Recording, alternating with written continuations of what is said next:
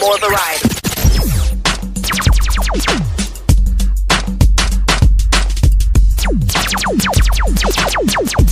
We ain't one at a time in here. We're mass communicating. You're listening to Para X.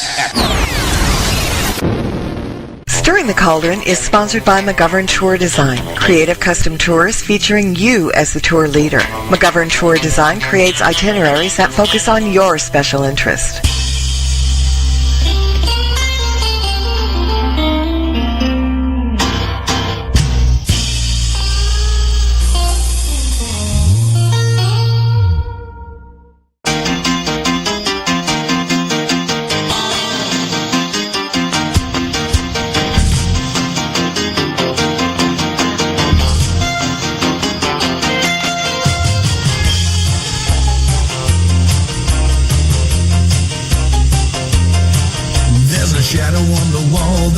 Like a man, Lord, that lamp just moved on that stand. I got movement in the cellars, I got footsteps in the hall.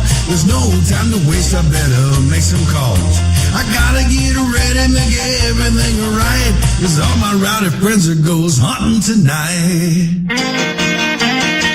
Hey, round up the team, let's get started. Hey, this is Brother Mike. There's a party and you're invited. We got the camera set, let's turn off these lights, 'cause all my rowdy friends are goes hunting tonight.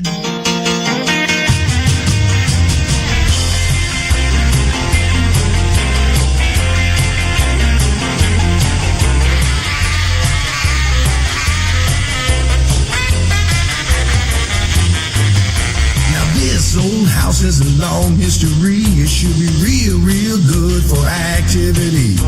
And we got the house wired for sound and got motion alarm setting all around. Got a box full of batteries ready to go, and everyone's itching to start this show. Got our logo tees, driving black SUVs, and that one bald guy with a slick goatee. Hey, round up the team. Let's get started. Hey, this is Brother Mike. Well, there's a party and you're invited. We got the camera set. Let's turn off these lights, 'cause all my rowdy friends are goes hunting tonight. Hey, round up the team. Let's get started. Hey, this is your big brother Mike calling. Well, there's a party and you're invited. We got the camera set, let's turn off these lights, 'cause all my rowdy friends are goes hunting tonight. That's right. Go get 'em, boys!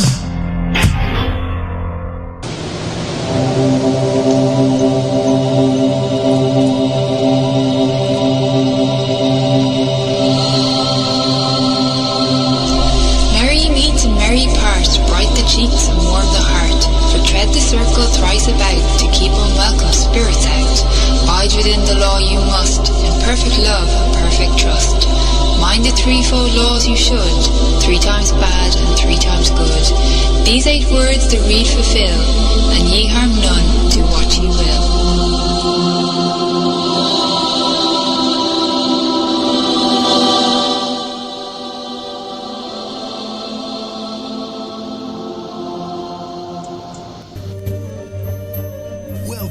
Stirring the Cauldron. Now, here's your host, Marla Brooks. Hey, merry meet everybody, and welcome to Stirring the Cauldron here on the Para X Radio Network.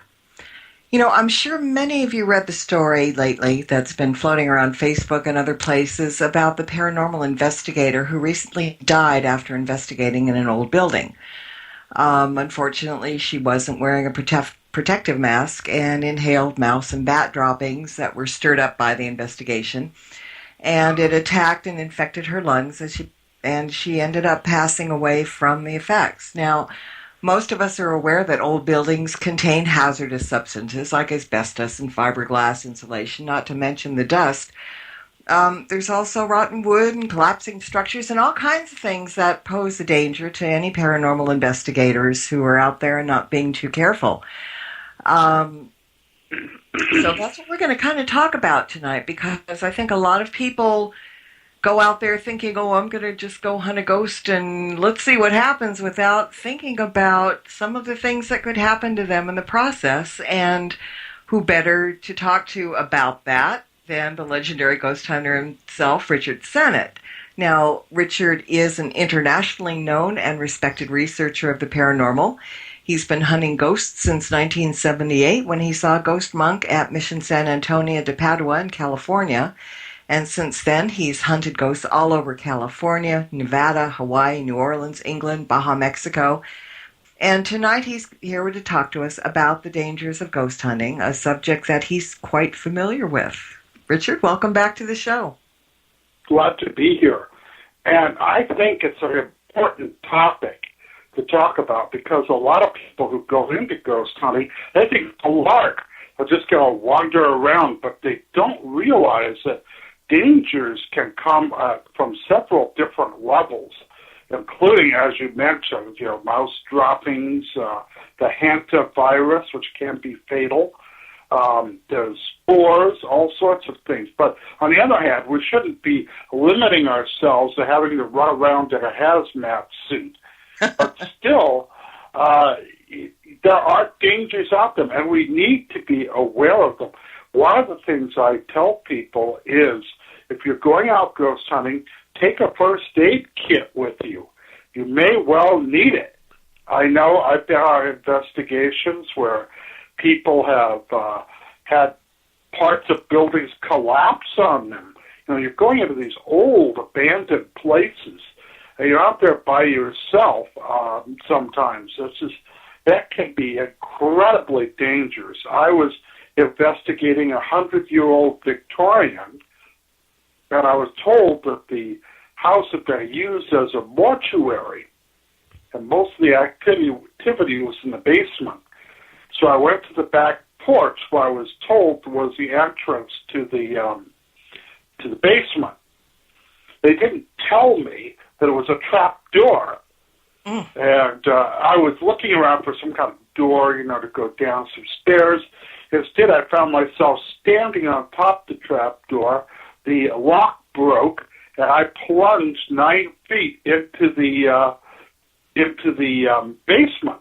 And I managed to break a bunch of my ribs and toes and stuff of that nature. So that was really painful. And plus, I don't know, maybe the ghost opened up the trapdoor. I don't know, but still, we've got to be aware of any sort of danger. I was in another haunted building, and I was on the third floor, and part of the floor was missing. But in the dark, with the flashlights I hadn't noticed it. And if one of my team members hadn't caught me, I would have gone through that hole as well, and perhaps really have injured myself very well. So be sure to take adequate lights. Also, if you can, I would say wear steel-toed shoes, because where you're going, you may well encounter areas where things could fall on you or hurt you or any possibility. Now, these are just the physical dangers, and these hit people who are into ghost hunting as much as that new hobby of urbexing, which is going out to abandoned places and looking at the architecture and stuff, not so much hunting ghosts. But in both cases, this can be very, very dangerous. Yeah. Of course, the most dangerous thing on any ghost hunt isn't ghost or hantavirus or mouse droppings. It's other people. And lonely, deserted places make great spots for gangbangers to hang out, drug deals to go down, stuff like this. So you could accidentally, seeking a ghost, stumble into something that could prove very difficult. So be aware of that element as well. This is why I tell people, if you're going out ghost hunting, definitely tell people where you're going, so that if nothing else, people can start to search for you if you don't turn up. Go ahead. Mm-hmm. No, I was just going to say, it's not a good idea ever to go ghost hunting by yourself anyway, Yeah, rule that's number very one. true. Yeah, very, very true. And I've only broken that rule a few times, usually to my chagrin. Yeah, it's scary. And, everybody talks about safety on investigations, and smart people know what we can do to protect ourselves both spiritually and physically. But let's talk about the people who think that they're either bulletproof or don't realize how bad things can really get out there. And sometimes it takes a tragedy like reading about this poor woman to bring on awareness. Don't you agree? I agree wholeheartedly. Lots of people get into this when they're young. And when you're a young person, you think you're deathless, you're bulletproof, or you can do anything you like. So you've got to be aware that not only do you face a physical problem, but there's also a molecular level with germs or viruses. You should wear a mask. You don't know what kind of a stuff you're going to inhale in some of these 100-year-old abandoned places. But there's other things as well, such as animal life, snakes and badgers and animals like that could, if you disturb them, perhaps attack you. So you have that element to be afraid of as well. And we're not even touching the subject of paranormal dangers, which I do believe do exist. There are things which can actually be harmful to you. Now, they're very rare, but you have to be aware that not all the ghosts out there are Casper the Friendly Ghost. That's true. And you mean, but by the same token, how do you feel about the trend in the last year or so that there's a demon around every corner? Everybody's looking for demons, and everybody sees a demon, Very popular. Well, I do think that demons are popular because people like to be scared. And it fits into a Christian framework. A lot of people who may not want to believe in ghosts can believe that angels are devils. And this kind of fits their kind of theory. Kind of the same thing that applies to Ouija boards, don't touch them, they're evil spirits, they'll come out and bite you. Well, no, there are people who have negative things happen. In my experience with ghosts, I do not find evil to be that prevalent. But it does exist. And to say that there are no demons or evil spirits is, I think, fooling yourself. There are some evil things. But we're talking about a tiny percentage of things. Most of the ghosts don't appear to be positive or negative. They're just like neutral. They're there, and you maybe bump into them, but for the most part, they're not out there to scare you or to deliberately do much of anything. No, but like a human, if you annoy them, they may react. After all, yes. They were humans once. Another thing is so many people are getting into this thing that they do on the ghost shows, and that is called ghost baiting, which is yelling insults at the ghost, calling them names, screaming, yeah, do it, do something. And they're trying to get a reaction, and I found that this just doesn't work. It looks good on TV, and it looks like the fearless ghost hunter is challenging the ghost. But in truth, if you were a ghost, would you do anything if somebody starts yelling at you? Well, that's the thing. Would you walk into a stranger's house and start cursing them or baiting them? I mean, you're dealing with, it's not a human being anymore, but you're dealing with someone that was human. And people are going to react to kindness a lot quicker than they are going to react to negativity, right? True, very true. The honey and the fly comes to mind. But I've also found that ghosts are made up more of emotion than logic. So there are bundles of emotional energy, and feeding onto that, either negatively or positively, isn't going to get you anywhere. So I am very cautious. Now, the problem with ghost hunting is we don't have an organization or a kind of a group that can sort of oversee it. It's all pretty much people do what they think they should do or want to do. Someone needs to go out and say, yeah, you've got to take a mask along. That should be along with your K2 meter and your flashlight.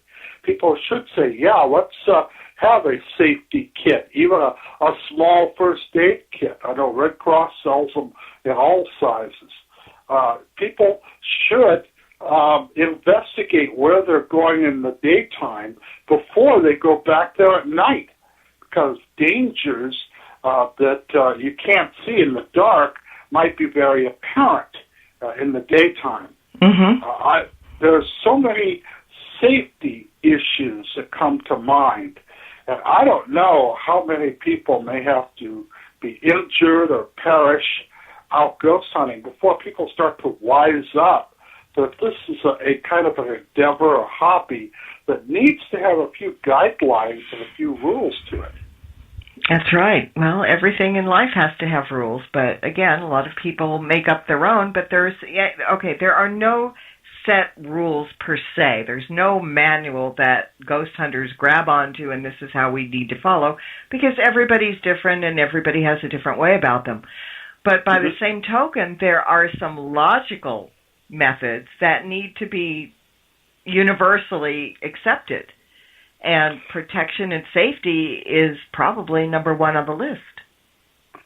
Safety's got to be number one, as well as protection from, paranormal attack.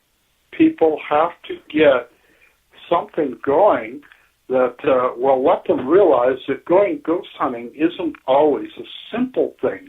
It's not a lark to just go out and they'll scare up a ghost with a flashlight. There's more to it than that. And you can get yourself into a lot of trouble.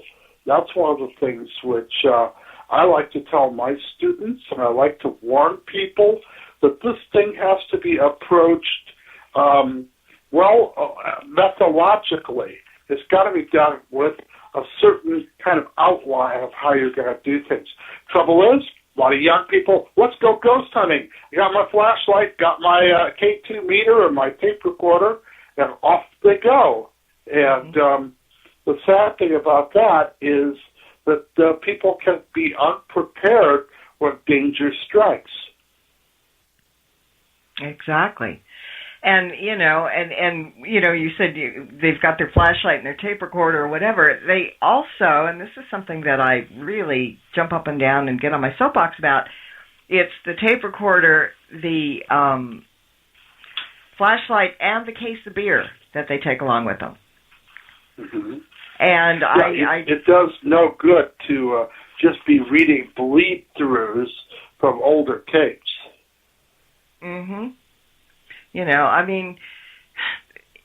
Education is something that I always talk about, no matter what we do, in the paranormal world, in the physical world, in the real world. We need to know what we're doing before we do it. Ghost hunting isn't like a dog and pony show. You're not going to run in there to some place that you think is haunted and say, boogity, boogity, and please perform for me. That isn't going to happen. And no. As you know, a lot of people don't understand that going out for an investigation takes hours and hours, and the things that we see on television condensed into an hour, all the highlights, that's more rare than the time that we stand around waiting for something to happen or looking around and doing our investigating. It's not fun, exactly, if you know what I mean. In fact, I've told people that sometimes ghost hunting is about as dull as watching paint dry. Yeah. Uh-huh. It absolutely... Like you watch one of those hour-long ghost hunter shows. Do you know that each of those shows usually took 3 days to tape, if not longer? Mm-hmm. And they're just cutting it down to make it look good. But in reality, a lot goes into it. And so you've got to be very cautious when you do this. But I do think people need to approach this a little bit more scientifically and be thinking in terms of safety. I mean, I don't want anyone to become a ghost going out ghost hunting. That's a good way of putting it. Absolutely. Now, I think I know what you're going to answer already, but, you know, you're talking about going out and doing it scientifically. Let's talk for just a second about science versus metaphysics on a ghost hunt, because some people say that investigating, you must have equipment to validate the results that you get. Other people say, well, equipment is all well and good, but it's also good to have a medium or somebody sensitive along with you, because they can pick up things that others cannot, even though it can't be validated on some kind of a gizmo or device. What do you feel about taking mediums along on ghost hunts? Well, very, very true on that. There's a big divide in the study. One being, should you just be all scientific, where you're getting beeping machines, or you're going to get a slight movement, or maybe a voice, or a single word even, on a tape recorder, or do you bring psychics along? And I have found the best results come when you blend the two. You don't go all one way or the other. You go all psychics, where you just have to take their word for whatever they're getting and to see if other people have experiences too. But if you blend them, they can work harmoniously together. You think they wouldn't. You know, the scientific people are pretty much bought into their particular framework, and the metaphysical people are bought into theirs. But if you get them to work together, they actually quadruple what they find. Mm-hmm. They actually find a great deal more. So it's a worthy experiment to use both systems. And that's what I've done, and I've found it very helpful in the past. It's helped me to collect more data, to get more insights and answer the riddles of not only what's there, but why it's there. Mm-hmm. Exactly. Now, I want to go back just a little bit. You were talking a little bit earlier about physical harm. Now, some people believe that a ghost or entity can physically harm them, while others don't believe that and feel perfectly safe. Let's go into that a little bit deeper. Can a spirit actually harm you? Well, when I first got involved in this hobby myself years back, I thought ghosts had about as much consistency as smoke. They couldn't harm you at all. But I'm starting to rethink that. I believe that there are occasions where a ghost can slap, strike, scratch, or perhaps push someone in the wrong direction. The one thing you have to be afraid of is a ghost might spook you and cause you to, in your flight, trip or injure yourself. I've talked to one lady who said she was pursued by a ghost in her car. And whatever it was following her and trying to get her to swerve off the road and, in fact, cause some injury.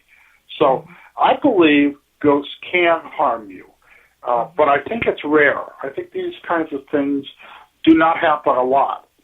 And it took me years before I was kind of kicking and screaming, pulled into this kind of a belief. My friend Carrie Gaynor, who was scratched several times during an investigation in a haunted house, he pretty much convinced me. He said, this is real. I mean, it happened to me. I wasn't, having a pin hidden somewhere or anything of this nature. And I've investigated a number of cases where I have not been harmed, but I have seen others who have. Mm-hmm. Exactly. But again, it has to go back to education and knowing that there is a possibility. Whether or not it's going to happen, as you said, it's probably rare. But there always is that possibility. And, there are a lot, again, ghosts used to be alive. They used to be human beings. There's a lot of people out there on the other side that would like to have a giggle with some of us that are going after them, and they may pull pranks and they may do harmless things, but you have to kind of keep your antlers or your antennas up and be aware of those things. I mean, and even on a negative side, what are some of the signs that people should be looking out for when they're in a situation like that could be a little negative? Well, I thought that every one of the negative entities that are out there, people seem to have an inherent ability to detect them. These are people that just get spooked. There's usually a coldness around them, an intense coldness. And when seen, many of these appear more like shadows than real people. So they might see it almost an outline or like a shadow of an entity. It's darker than a dark room. There's no features of it that you can see. It's just black. It's almost like a black hole. And people have had that happen, but usually you'll feel it before anything else. I mean, it's like you want to run away from something like that. So it's real hard to stay in that kind of environment. But as I say, these are very rare. This doesn't happen a great deal. Now, you may hunt ghosts for decades and never encounter one. It was many, many years before I did. And I didn't think such things could even exist. But I do now. Well, yeah, sometimes we have to be patient, and sometimes we have to see it to believe it in that sense. I mean, I personally believe they're around us all the time, whether we see them or not, or whether we're investigating them or not. I mean, they share a space with us. We just don't always know it. But it's one of those things that, again, you have to, if you're going to do it at all, you have to be respectful. I mean, that to me is a number one. You have to respect. Very much. I concur with you on. You have to be respectful of whatever it is. In fact, I believe if you see a ghost, it's almost like a privilege. They're allowing themselves to be seen by you for one reason or another. This is not something everyone can experience.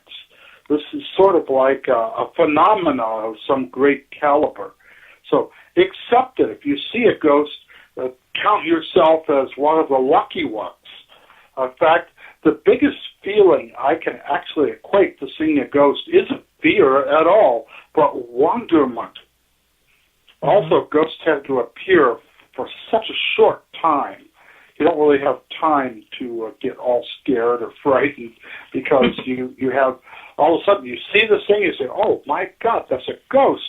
Then all of a sudden it's gone. We're talking about seconds, not minutes. Mm-hmm. Exactly. So, all right, here's my theory, too. I believe, let's take a sporting event, for example. Look around you. There are, thousands and thousands of people there in the seats. I think, that's my opinion, and I could be wrong, but I think some of them are not of this world. I think we see ghosts all the time and just don't know it. I think that's very possible. It could be that you walk down the street and you happen to see a cowboy walking by with Stetson, chaps, and the whole bit. You probably might think he's alive, some actor from a movie or a TV show or some nut dressing up in a costume. And you wouldn't know after you pass him that he might just disappear. In fact, the vanishing part is one of the few ways you can tell if a ghost is real or not sometimes. So, especially here in California, where you get all sorts of oddball people dressed in oddball ways. Yeah, we don't even notice, Richard. Yeah, we may well be seeing lots of ghosts, so we just don't know it. Most of the time, though, it's a fascinating subject to look into. And it's a great, in fact, many have said it's the fastest growing hobby in the United States, going out ghost hunting. And I could say that that might well be true. But what needs to happen is a few more rules have to be put into place, and people have to approach it more, well, mythological, not mythological, but with more method. They have to look at the ins and outs of it. You know, what to take, what to bring.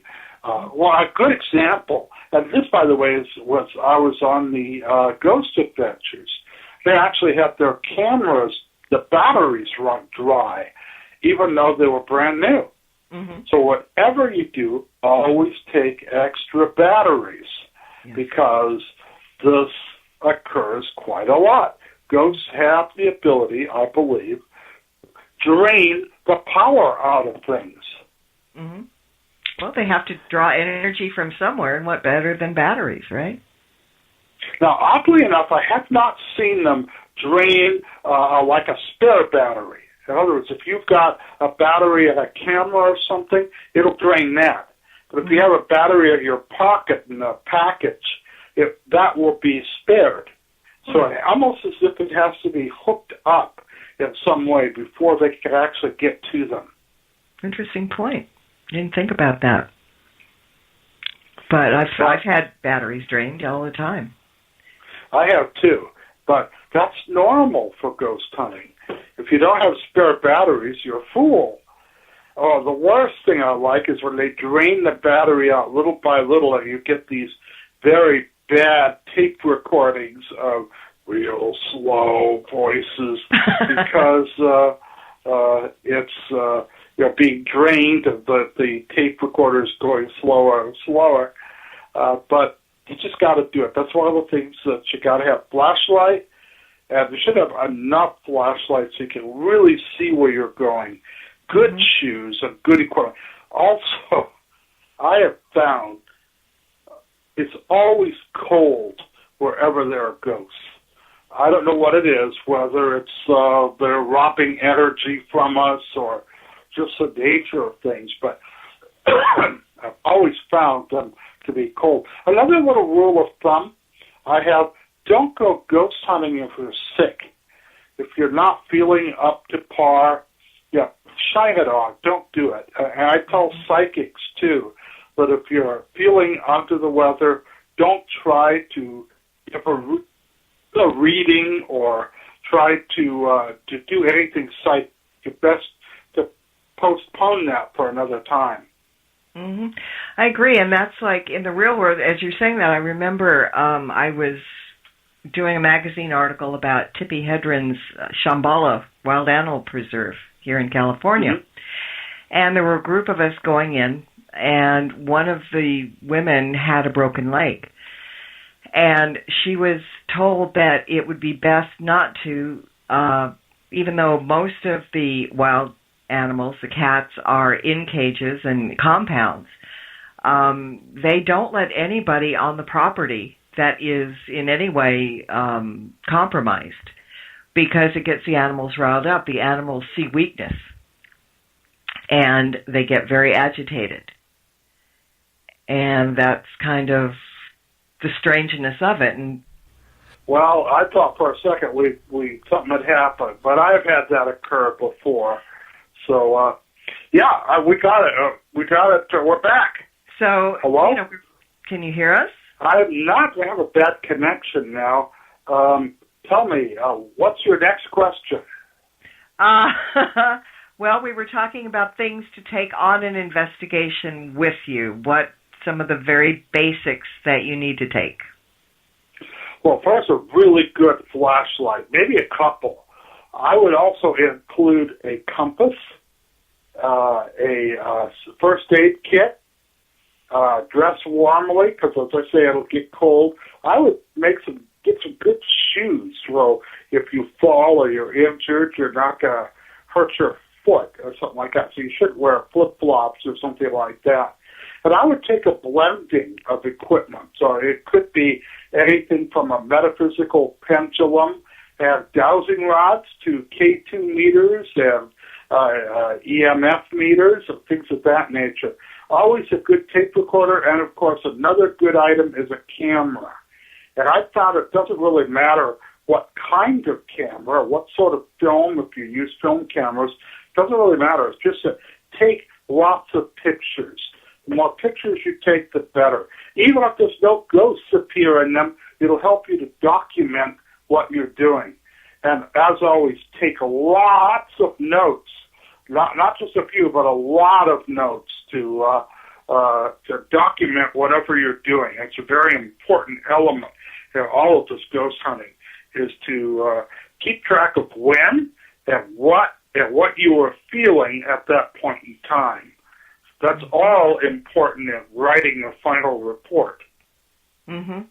Absolutely. And another thing I think that we do all the time, because I always have a medium when I go out, I search down afterwards to find validation. Like we did an investigation here in Hollywood at a bank building that was pretty haunted. And she described, we did a seance actually in the bank vault of all places, empty of course. And she described somebody that was with us at the time, and she described him as being someone that had a tie to organized crime. She described the way he looked. She gave us a name. She gave us a time frame as well, the era that he was from. And the next day I went and Googled this person, had no clue, who he was or if I would find anything, because sometimes you don't. But it turned out that this guy was the head of the Los Angeles Mafia during those years. Same name that she gave. It was actually amazing. But what great validation, because you can go out and speculate all you want, but if you can find some real knowledge to back up what you found, I mean, that's a hit right there. That's a great hit. Well, that's what I've found. You got to go through the historical record to see if these people or these events happen, and if they happen the way they said during a seance situation. So it's very important that you find the validation, but I want more of the story.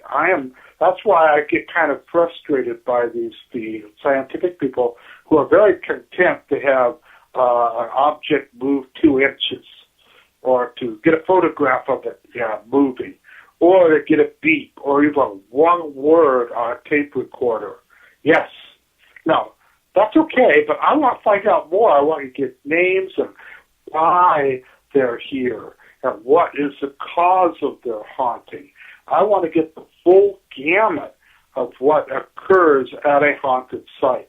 And by the way, this usually can't be done with one meeting and one seance. It'll come over time. It's got to be something you research for a period of months. In fact, one investigation took me 3 years to finish. Wow. It was a very good investigation, and we were able to confirm many of the things we found, but not everything, but many of them. So it takes time. That's something that many people who get into the hobby don't realize. You just can't breeze in, do it, and then breeze out. There's more to it than that. To do a good job takes some time. It does. So that takes it from being just something that they're going to go out on a lark to actually taking it seriously. And I think you should take it seriously. You know, some people just, like you said, they're happy to get, a hello on a EVP or something. But there is so much more to it, because we're actually transgressing into the metaphysical world. We're transgressing to the other side, and this is where we gain knowledge about that as well. And I think that's what all of us are after to some degree, yes? I agree wholeheartedly in the fact that people, we're at unknown country. We're trying to find out things, and I believe that we need to be aware of that this is an unknown country. And we could bump into some dangerous stuff out there, but it can give us a better insight to where we are and what awaits us all on the other end of the equation in that place that is the place we're all going to end up after we leave this mortal coil. Well, yeah. Not too soon, but yeah, I mean, that's inevitable. Now, I wonder about this because I have another theory that even dealing with them and learning about the other side from them when we can, I don't personally believe that they're allowed to give out enough information to satisfy our curiosity. Okay, we have a poor connection again. I didn't get the last part of what you said. Do you? My theory is that they are not allowed to tell us too much information. Yeah, even I though believe that might be the case because I've had situations where people have received messages from the beyond, and they've always been very terse. Like one lady said, they tell me I have to go now. My question is, who's they, and why does she have to obey them? And, some like to infuse a religious connotation to it, angels or archangels or some kind of hierarchy or metaphysical brotherhood or something like that. But in truth, we don't really know. There's so much we don't, and we can just get hints of what the next world is like. But it's a fascinating study, and the more and more I've gotten into it, the more and more I've been kind of pulled from a very scientific point of view into a very metaphysical point of view. I'm now far more metaphysical than I was when I started, and I believe that death isn't the end. Something else goes on after we die, and it's not as some kind of a disincarnate spirit, but some kind of a continuation of our own personal growth and our lives. Mm-hmm. I remember reading some old graffiti on the wall of a bathroom back in my old hippie days. It says, "Death is the ultimate trip. That's why they save it for the end." Mm-hmm. That's a good thing. I like that. I do. Do you, in your own personal belief system, you do believe that there is an afterlife? Do you believe that there is the good and the bad, the up and the down, the heaven and the hell? I don't believe that heaven and hell, as we think of it in the classical way, I don't believe in that. I don't believe in a guy with pitchforks and torture forever and ever. I think those are visions and images that we in our living state have constructed. Same with the heaven where people are running around playing harps. I can't buy either of these extremes. I tend to believe that it's another growth process. In fact, the spiritualists call it the next level, being called Summerland. And there you continue to learn and grow. And there you meet your loved ones, and you live out a life there, and then you go on to the next place. And you go up like this great ladder, perfecting yourself, much as the Hindus believe, until you go so high that you never come back. Anyway, that's a belief system, and I think there might be a lot of merit to it. Mm-hmm. Yeah, well, I think, I've heard from different mediums that the other side is the way that we make it. It's the way that we envision it. Like it's custom tailored to us, in a sense, as far as our environment, as far as who we want to run into, who we want to see, what we want to do. It's like we paint our own picture, just as supposedly, and I kind of believe this too, that being born, we choose our parents. We choose our life because this is karma that we need to make up for, maybe, from a past life or two. And as you said, in order to get to that highest level. How do you feel about creating your own environment? I tend to think you're right on that score, but I think there might be a little bit more discipline to it. But that a pre-existence is accepted by many religions. And there's the Mormons, for instance, have a whole pre-existence belief system there.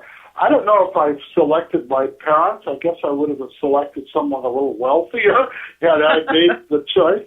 But on the whole, I believe that we have a lot more control than we like to think about our life, or even our death might be controlled. And I tend to think that there is an element for reincarnation. And I think that if we don't learn the lessons we need, well, we have to go back and try over again before we can advance. So I think that might well be the case. One medium I knew equated living this life as kind of a school. And if we flunk out, we have to retake the class. And that's what reincarnation is all about. And if you screw up, if you're a bad guy, a gangbanger, or a Nazi or something, well, next time you have to, make up for it. So you have to, come back as a nun or as a someone helping others to make up for all the errors you've done in a past life. Mm-hmm. Yeah. And, it's interesting because some people's errors are another people's pats on the back, too. It's a very difficult road to transgress here, But it is. I think it's important that, we see all sides, we recognize all sides and accept them. People that walk around with blinders on saying, well, okay, absolutely, you die dust. That's it. No spirit, no soul. I personally believe that all living things have a spirit and a soul. And I can't buy into the fact that once you're gone, never to return again. Yeah, I find that hard to believe. As Benjamin Franklin said, nothing in life is totally destroyed, but it's reused, And I think that that's kind of what life is as well. I can't imagine them being a situation where someone has learned and gained this knowledge is just cast aside to start all over again. That makes a very simple belief system, but it's not one that's going to transform people's lives or make you a better person or reach to the best part of your soul. This is where science and religion and faith are on a standstill. I believe that no one who buys into the scientific view will ever be saved or converted or transformed as they can with a religious perspective, And I've just known too many incidents where people have changed their whole lives for the better because of religion. And now I'm not saying any particular religion, but it seems to work for many of them. Even their New Age beliefs and Native American shamanism seems to be just as effective as Roman Catholicism, Lutheran, Methodism, all the other beliefs put together. So there is that metaphysical side in the human experience, and I believe that might be part of what ghosts are all about. Mm-hmm. Yeah, I think they are around for a variety of reasons. I mean, some never come back, some are there all the time, some help. I mean, it's really, the metaphysical world is so vast and so wide and so unbelievably never-ending that I don't think any of us can ever totally grasp the situation or understand it completely, but I think it's very important to keep an open mind about it, like I said earlier. Oh, I agree 100% with you on that. An open mind is the best thing to have. And every time I've latched myself onto a theory to explain ghosts, I found that theory usually knocked into a cocked hat. And I have to change my points of view because it no longer applies to what I've learned. So, but being an open-minded person is very, very important. You can't close your mind. And this is where I think the skeptics and the debunkers kind of fall into a trap, because they have purposefully closed their mind to the possibility of there being a ghostly existence or a psychic world. So they've kind of fallen by the wayside on that and can't really progress much further because of it. I think it's good to be skeptical, but I think it's very detrimental to be cynical. Because we all try to first disprove our findings. You know, we look for the mundane reason. We look for the leaky pipe or the raccoon in the attic kind of thing. So I think we have to be skeptical to a certain point, but not to the point of excluding possibilities. Oh, that's very true. If you start to first believe everything, every little car noise or every little sound, oh, that's a ghost. I remember going to a seance and this fellow said, oh, there's a ghost. Can you hear it? It was a car alarm. I could hear it was a car alarm, but he wanted to interpret it as a ghost sign that somehow this was caused. But you can't believe in everything, or you're going to end up like poor Sir Arthur Conan Doyle, believing in fairies and other little entities dancing around. You can't do that. But on the other hand, you can't throw the baby out with the bathwater. You've got to be skeptical, but you can't, as you point out, be cynical. I think one of the things I find too much in our modern world is this kind of skepticism and cynicism and nihilism, this kind of negativity that seems to have been inherent in our era.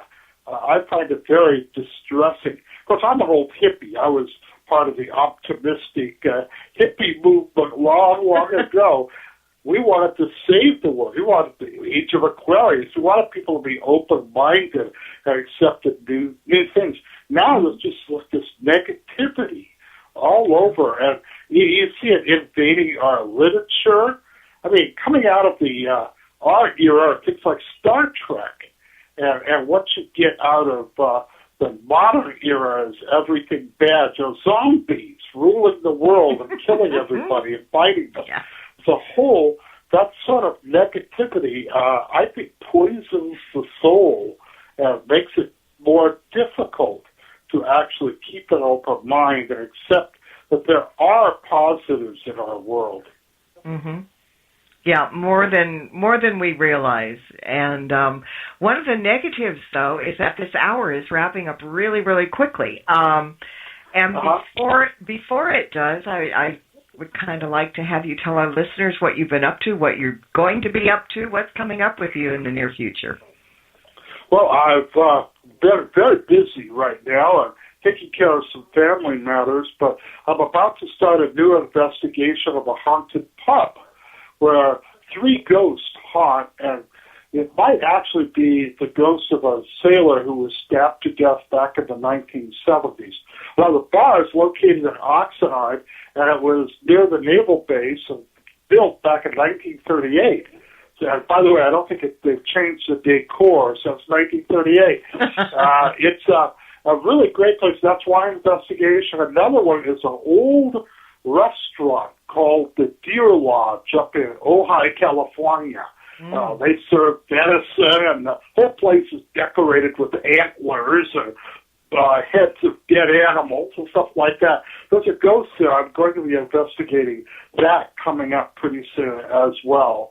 And I've got a whole ticket of new things going on after the first of the year. There'll be some tours and some more writings. I'm continuing. I'm working on a new novel right now. And it's just I always keep myself busy. You do, because if people, happen to turn on the History Channel or Ghost Adventures or Travel Channel, you're always popping up somewhere. And I think that's lovely. When you least expect it, I show up. But you can catch me. I have a page on Facebook, Richard Sennett, Ghost Hunter. You can always catch what I'm doing there. Because I always list everything, tours, talks, things that I'll be doing a book signing tomorrow up in the Ohio Museum, talking about some of my many ghost books I've written over the years. And again, I just like to keep, as I say, an open mind, and who knows what's going to happen. Exactly. And you also have a website. Can you give that address out? Mm-hmm. Am I burbling at you? What's your website, Richard? Oh, I don't really have a website, but I will give you my own personal website. That's hankhunter@AOL.com. Hank, H-A-I-N-T. It's an old English word that means ghost. So Hank Hunter, one word, at AOL.com. I get email from all over the world. People ask me questions about ghosts, and I always answer them. And I've gotten messages from readers who want to have their to learn about how to write about ghosts or want to include some of my knowledge into their books. I always help them out. If people are honest enough to actually contact me. I've actually consulted on several movies and TV shows as well. People, a director will call me up and say, is this what really goes on? And I'll say yay or nay. And I never get paid for it, though. But I still don't mind keeping the record clean and letting people know what really goes on out there. And I'll do radio shows like this or help out any way I can. You do. You're one of the good guys, Richard, and I want to thank you so much for joining us tonight. And please come back. It's always a pleasure having you on. I also want to thank all the listeners. Again, guys, without you, I wouldn't be here. And until next time, everybody, blessed be and merry meet again. Good night. This has been another edition of Stirring the Cauldron with Marla Brooks. Be sure to tune in next week at the same time for another great guest and more fun. Any rebroadcast or other use of this program without permission is strictly prohibited. Copyright 2009.